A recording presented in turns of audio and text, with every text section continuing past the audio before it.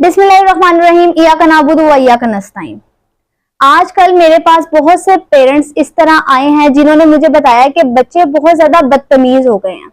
जब मैंने उन बच्चों को देखा तो मुझे इस चीज का एहसास हुआ कि वो बदतमीज नहीं बल्कि मेंटल डिसऑर्डर का शिकार है।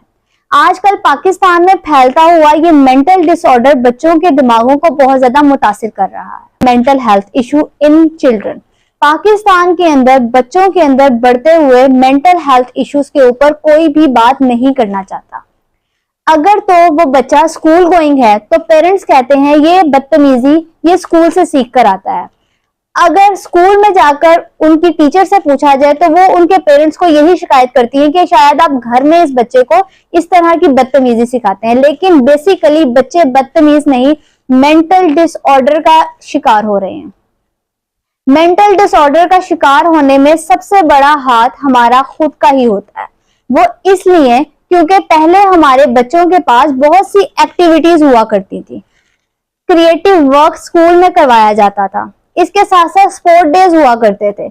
बच्चे हॉकी में, फुटबॉल में, बैट बॉल में, क्रिकेट में, हर चीज में पार्टिसिपेट करते थे, रेसिंग में पार्टिसिपेट करते थे। लेकिन आजकल के बच्चों के लिए सिर्फ और सिर्फ मोबाइल फोन्स हैं जो कि वो हाथ में पकड़ लेते हैं और 24/7 वो सिर्फ उस मोबाइल फोन को ही देखते हैं। मोबाइल फोन पर देखे जाने वाले कार्टून्स भी इस किस्म के होते हैं, इतने हॉरर होते हैं कि बच्चा अपनी नींद भी मुकम्मल तौर पे पूरी नहीं कर पा रहा होता। बच्चे रात को सोते हैं तो सोते में भी उसी चीज से डरते हैं, क्योंकि आजकल पेरेंट्स का बच्चों के ऊपर कंट्रोल नहीं है। अगर आपको बच्चे को मोबाइल देना भी है, कार्टून देखना अच्छी चीज है, लेकिन उनको अच्छे कार्टून्स दिखाएं जिस तरह पहले कार्टून्स हुआ करते थे। उनको कोई क्रिएटिविटी वाली चीजें दिखाएं जिससे उनका माइंड ओपन हो। उनको घर में इस तरह के टॉयज लेकर दें जिससे वो बहुत ज्यादा क्रिएटिव हो। उनकी कोई इस तरह की हैबिट्स बनाएं जिससे वो इस मेंटल डिसऑर्डर से बाहर आ सके।